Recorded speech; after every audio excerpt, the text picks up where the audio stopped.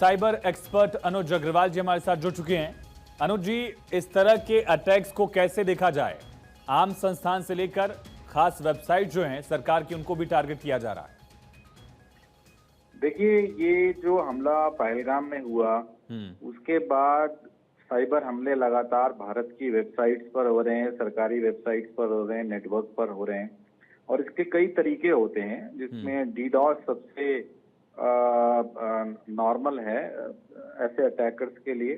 Distributed denial of service, जिससे कि जो आम आदमी है वो इन सुविधाओं का इस्तेमाल ना कर पाए, ये जो नेटवर्क हैं वो क्रैश हों, ऐसी मंशा ऐसे साइबर क्रिमिनल्स की रहती है।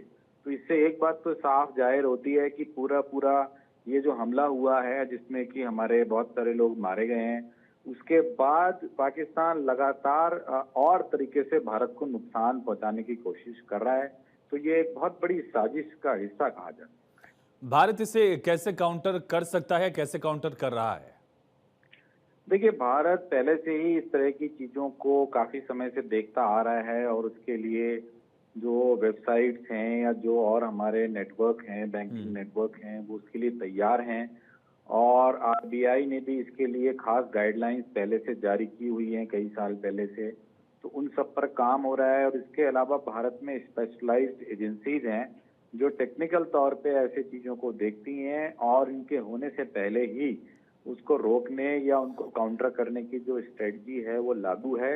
लेकिन ये जरूर है कि आज जब वैश्विक पूरा वातावरण है जहां पर सब लोग एक दूसरे से नेटवर्क पे, इंटरनेट पर जुड़े हैं, इस तरह की हरकतें किसी भी देश या देश से समर्थित टेक्नीशियंस को शोभा नहीं देती हैं और इससे पूरे जो वैश्वीकरण है उस पे बड़ा बाधा पहुंचती है। तो ये नहीं होना चाहिए, ये गलत है तकनीकी रूप से भी और सामाजिक और आर्थिक राजनीतिक रूप से भी। जंग के आयाम भी हाल के वक्त में बड़े। हमने यूक्रेन वॉर में देखा किस तरह से यूक्रेन के ऊपर रूस ने साइबर अटैक किया। इस तरह के आरोप लगे थे। जो पावर सेंटर्स हैं, न्यूक्लियर रिएक्टर से जुड़े हुए जो भी सर्वर्स हैं, उनको टारगेट किया जा रहा था। इस तरह की भी कोशिश क्या पाकिस्तान कर सकता है, अनुज जी?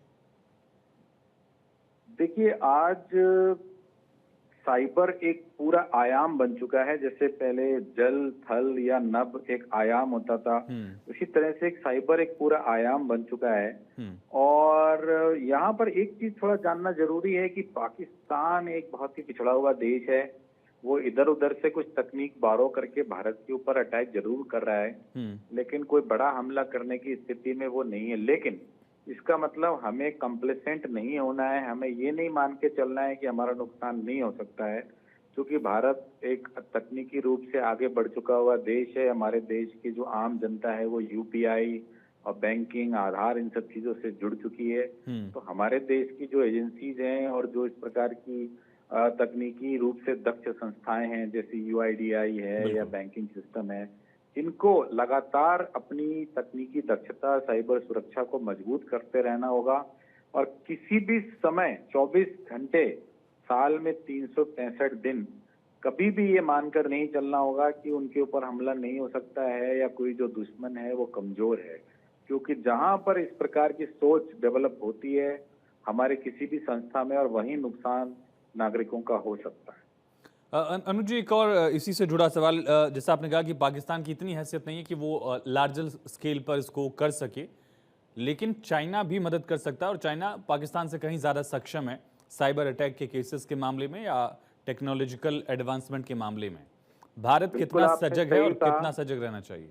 बिल्कुल आपने सही कहा। और उनकी तरफ से जो स्पॉन्सर्ड स्टेट एक्टर्स हैं वो समय समय पर अपना टेस्ट भारत पर करते रहे हैं और कुछ कुछ नुकसान भी उन्होंने पहुंचाया है। तो इसमें कोई शक नहीं है कि उनकी जो तकनीकी दक्षता है वो कहीं अच्छी डेवलप्ड है।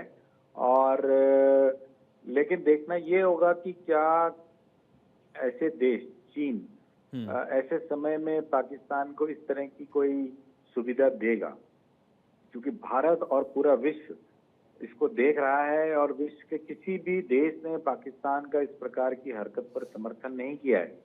तो चीन भी कहीं ना कहीं इसको देखते हुए शायद पाकिस्तान को अपनी सुविधाएं नहीं देगा। एक दूसरी चीज और भी हो सकती है कि पाकिस्तान का कुछ ऐसा इतिहास रहा है कि वो तकनीकी चोरी कर लेते हैं। तो बिल्कुल। शायद चीन अगर उनको कोई तकनीक दे और वो उसका इस्तेमाल फिलहाल भारत के नाम पर ले लें और करें और बाद में वो उसको फिर गलत तरीके से इस्तेमाल करके उल्टे उसी देश को ब्लैकमेल करने लगे, जैसा कि उनका इतिहास है।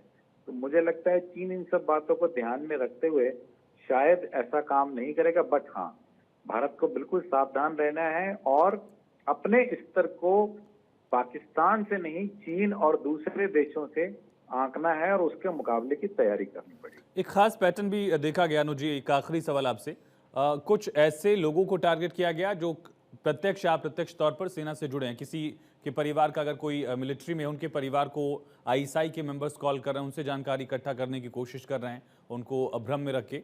ऐसी सजगता क्या हो सकती है? एक आम हिंदुस्तानी क्या अवेयरनेस दिखाए ऐसी सिचुएशंस में? देखिए, ये हनी ट्रैपिंग का काम और इस तरह की जो शोल्डर सर्फिंग जिसको हम लोग कहते हैं, ये पाकिस्तान वाले जो एजेंसीज हैं बहुत लंबे समय से करते रहे हैं और उसमें वो महिलाओं का भी गलत इस्तेमाल लगातार करते रहे हैं। तो जो भी लोग किसी भी प्रकार के सुरक्षा तंत्र से जुड़े हैं, खास तौर पे भारत की सेना या सरकार के ऐसे संस्थानों से जुड़े हैं जहां सुरक्षा से संबंधित जानकारियां हैं, वो निश्चित रूप से ऐसे किसी भी कॉल को अटेंड ना करें जो अनजान नंबरों से आ रही है। वीडियो कॉल बिल्कुल ना अटेंड करें व्हाट्सएप पर, क्योंकि उससे हनी ट्रैपिंग हो सकती है, कोई सेक्सुअली ओरिएंटेड उनकी वीडियो बनाई जा सकती है।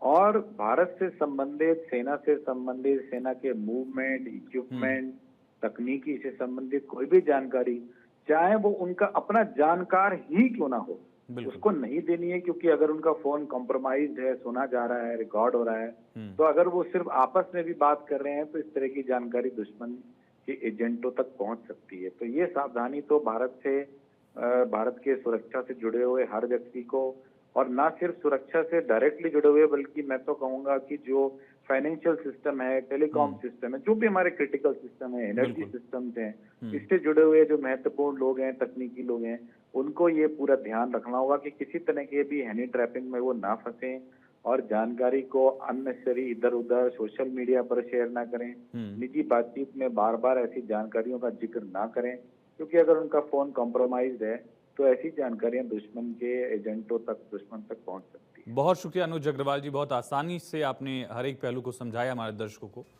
तो आपने सुना, साइबर एक्सपर्ट ने बताया कि एक आम हिंदुस्तानी होने के नाते हमें क्या करना है, क्या नहीं करना है, ये भी आपने समझा। और साइबर अटैक्स को लेकर पाकिस्तान एक बार फिर से नापाक हरकतें कर जरूर रहा है, लेकिन उसमें वो कामयाब नहीं हो पाएगा। महाराष्ट्र साइबर सेल की रिपोर्ट में बड़ा खुलासा हुआ, जिसके मुताबिक 10 लाख से ज्यादा साइबर अटैक्स पिछले 8-9 दिनों में हुए हैं पाकिस्तान की तरफ से।